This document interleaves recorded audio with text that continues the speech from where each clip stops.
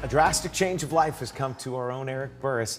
You see him on WESH 2 News or online for Coffee Talk with Eric Burris every day, and you probably noticed a very big difference. Well, day after day right now, Eric has been receiving questions about his weight loss, and today he is sharing his journey with all of us.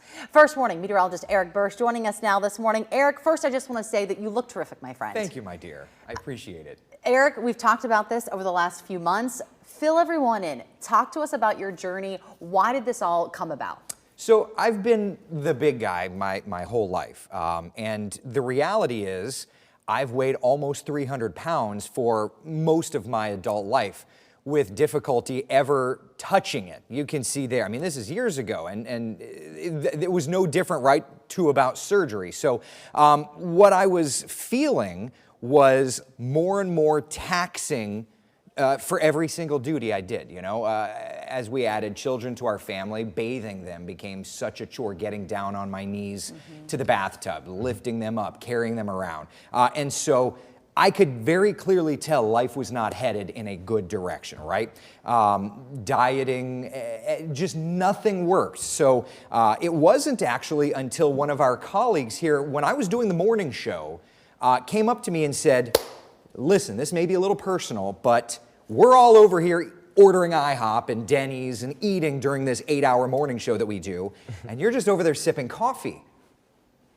What's going, like, is there something going on? And I said, I don't think so. You know, and there was just, he said, maybe you should talk to a doctor about this. And so I took that exact conversation to my general care doctor, and it was formulated so differently. It had always been, doctor, why can't I lose weight? Now it was, hey, everybody's hungry in the morning but me. And that led us down this path of finding out about insulin and the pancreas.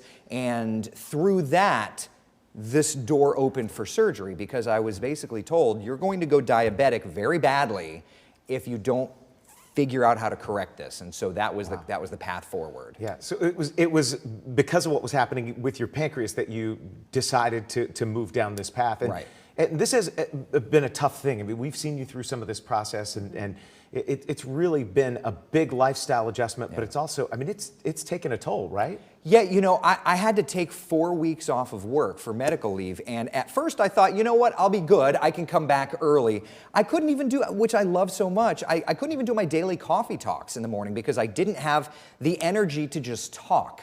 I mean, it took 3-4 weeks just for me to be somewhat human. And, you know, and I think of Al Roker, who had this very same surgery. He was back to work in a week. What is it called, Eric?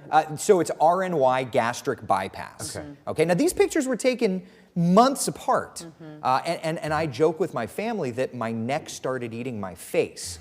You know, I mean, the older you get, the more your body handles things differently. And I weigh, prior to surgery, I weighed no different than the day I got hired at WESH, basically 10 years ago. But the physical changes were happening, and I had no way of stopping this until I started going down this medical route. And I want to say, because a lot of people have reached out, you know, a lot of people had asked, why didn't you consider this earlier? And I felt like this was cheating up until surgery date. We talked about that, Eric. Yeah. And isn't that a terrible, almost like a pressure that we put on ourselves, or the stereotype, like, I'm not doing it the right way because this is cheating? That's so wild that we have, like, whatever these societal pressures that we put on ourselves, or we think that we have to achieve this goal by doing it the right way. Right. But Eric, since you've had this surgery, and I know the recovery has not been easy, would you do it again though? 100%. Right. And I also want to say that when I had said that to my doctor, that I thought that this was cheating, his response was, when you're in a situation like you are, or for people that, you know, there are people that, like Al Roker famously has said in his book, that he would, on his drive home from the Today Show, would grab like 6 hamburgers or something. I mean, just something wild, and he would closet eat. That for people that are in situations that they super overeat, or they have the health issue that I do, it's almost impossible to lose the weight yourself. It's statistically almost impossible. So for me, this was the avenue to go. And while it hasn't been the easiest, and I would say that it's much harder than I thought, it's certainly not cheating, because you have to work through it. Yeah. I would do it 100 times over, because I feel so much better. You don't realize how awful you feel in life until you feel better, right? Because you kind of get used to this new normal. Doing the morning newscasts, none of us get a ton of sleep. We work odd hours, and I used to require a nap. Otherwise, I just couldn't operate during the day. And now on Saturdays and Sundays after the newscast, it's like, let's go to Disney. Let's go to the beach. What are we doing today? That was impossible 5 months ago. Wow. And when you think about the family world, that's a significant difference. Yeah, absolutely. Yeah. You've got kids who are off to the races. They want to do stuff, and they want dad to be there and part of it. So you're doing it, Eric. It is really impressive to see. And I think you were saying something that almost created this visual image where you talk about 100 pounds. Like if any one of us put that on as a backpack of weights and tried to walk around and do things, like think about how that inhibits you, and just to have that gone, that's a huge difference. Let me just step back here. We're going to make bad TV for just 1 second. No, it's going to be great TV. Okay, so this is my suit coat that I wore at the beginning of this summer, okay? I'm going to put it on over. This suit coat I've had for a month, and I already have to replace it. Because I've outgrown it, okay? So this is a suit coat I wore just months ago, okay? And oh, look at that. Just to give you an idea of how it's swimming, and I don't know that if you pull that button out, if you pull it out, I could fit you inside here, Jason. It's so dramatic. And just the fact that there's 100 less pounds on my knees, when you think about the long term on my heart. So we all wear these smart, not all, but so many of us wear these smart devices. And somebody had mentioned to me on Coffee Talk the other day, I wonder if your heart has made a change. So I opened up the app, and the very first thing my health app said was, your resting heart rate is down over the last few months. And not like a few beats per minute, but like almost 10 beats per minute. And when you think that that's a muscle, it only has so much to give in a lifetime, and such a dramatic drop off, for me, I am 100% certain that this has added years to my life. I'm 100% certain of that.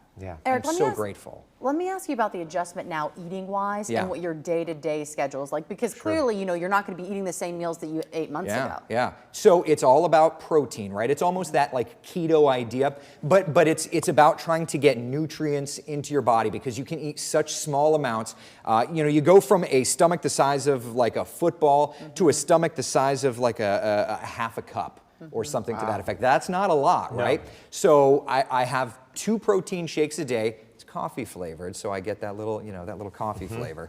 But I will make a meal for my family, and then I will have the protein from it and a little bit of the vegetables from it. And some people have said, can you have bread? I can't really have bread because it expands in your stomach, and the last thing you want to do is, stretch that out. But like if I want a little. Last night we did Panera, for example. I had like a tiny crumb of the baguette just to get the flavor, If I make like a pasta for my family, I'll eat the meatballs, and I may have like a tiny bit of the pasta. So you can't eat much, and your body reminds you if you eat something too much or too fast, because you feel terrible for a half an hour. And there's so many meals where I'm just sitting there, and the wife knows, like, oh, you got a little excited, didn't you? And it's like, yeah, I had 2 bites instead of 1 every minute. So then do you do like small meals then, like 5 small meals? Yeah. Is that kind of what you're doing then? Think about your little one, right, Mayor? I have to eat every 3 hours. Now, I don't become cranky and cry, but like I had my protein shake during Coffee Talk at 8 o'clock. By about 11:30, I've got like peanut butter that I'll have, and then I'll have lunch, and then I'll have another protein shake in the afternoon, and then I'll go home for dinner. So I'm constantly having to nosh, right? Just constant little things, because this whole pancreas thing, going back to that, I would go hours and hours and hours and hours and hours without eating. Now, if I go more than like 2 hours, I start feeling lightheaded. I just don't feel good, because every time I do eat, it's not much. It's wild. But I would say the journey through this has been more than I thought, because it's getting used to that. And it's getting used to the idea that you have to really snack. You can't eat this big meal. I love drinking water and gulping. You can't gulp anything liquid. But once you kind of train your brain and know that your body will fight you if you don't cooperate, right? Because beforehand, it's like, I'm feeling depressed. I'm going to have this. Or, whatever it is. You can always eat whatever you want. With this, your body will reject it. And that rejection is a terrible feeling. I would say that now that I've kind of gotten into the swing of things, It is so great. And when I was struggling, there were people on my Facebook broadcasts that would say, I had it. I know you're going through a struggle right now, but I'm 2 years removed. It will be the greatest thing you've ever done for yourself. So for anyone out there that is considering this, know that A, it's not cheating. B, if you are a candidate, it is going to be a rough road. It's not going to be the easy path. But if it's something that you can commit to, that you know that it's the right path for you and your family, it is life-altering. This summer, just before surgery, my wife said, hey, by Christmas, you're going to be a new person. And it's wild to be standing here having to buy my 3rd set of suits because I just keep going through them, realizing I feel like a totally different person, and I'm so grateful for that. Yeah, having to buy those new suits is a good problem to have, Eric. Right. Until you look at your bank account, you know? But you're seeing your health and Yes. the years you've added to your life here, according to your doctor. That's great stuff to see. Eric, you just answered those 2 questions. I was going to say, what advice do you have for folks if they're watching, and, you know, and they're on the fence, if this is something that they should be considering? And also, just you have the most supportive, beautiful, wonderful wife. I was curious, you know, just how Jeannie was throughout this process with you. Listen, she and her mother bought like bariatric cookbooks. Oh, that's awesome. To find ways to do things differently. And, you know, for those 4 weeks that I was down and out, I mean, if I couldn't talk on Coffee Talk, right? I certainly couldn't be here doing the weather. I couldn't wrestle the kids. And so for 4 weeks, and she's a school teacher, so she gets her summers, right? And so we scheduled this to fit into that. Her summer was single parenting, you know? And you have to remember, too, that during that recovery, you can't lift because there were 5 incisions that were open in my stomach where they had to go in to orthoscopically redo everything. And so you can't lift, you're very dehydrated all the time. And like there were times where I counted, I had like 200-300 calories a day, and I would just doze in and out all day because I couldn't take in enough to keep my energy up. So it's like anything else. You know, what do they say? There's no such thing as a free lunch, right? So you have to know that this procedure does come with its struggles. And I mean, I ended up in the hospital with a stress ulcer. You know, so there's a lot of these parts of it. But if you recognize, like for me, I recognized the path that I was heading down, I wasn't going to get to see my babies get married, grow up, graduate. And that's not, for me, where my priority is. I need to be there for that. And I always told Jeannie, I'd rather haunt her in real life than in the afterlife, you know? And so I genuinely feel like the struggles that she and I had gone through these last few months will pay those dividends, you know, because I cannot explain to you how much better I feel. And that's the wildest thing. I've already run 2 half marathons as a morbidly obese person. I cannot wait to run one as a normal person, you know, just to see how I'm not dead at the end, just to see how it works, and to try and get this activity going, because that's, you know, heart health is a big factor. Absolutely. Well, Eric, we are so glad that you've gone on this health journey because what it means for your family and for you and just as part of this team. And we thank you for sharing it this morning. Thank you. You know, it's a lot to let us dive into your personal life. And there's a lot of people that were worried that I was sick. And it's like every single email, it's like, no, thank goodness. This is helping me from that direction. I mean, the statistics, if you were to look online, and all of the local hospitals have these statistics, it's wild. Cutting down. I used to have sleep apnea, you know, sleeping with this mask. I don't have that anymore. You know, the risk of diabetes, the risk of heart attack, heart disease, you know, all of these things goes down so significantly that for me, it was such an easy decision. It was such an easy decision, and I'm so grateful. And will, you know, I will be working the rest of my life to maintain this. Yeah. Eric, thank you for sharing. Like Jason says, it's hard. It's a lot to have someone personal health story just come out and sharing it with everyone. We do appreciate it, but we're glad you're doing so well. So cheers, my friend. Thank you.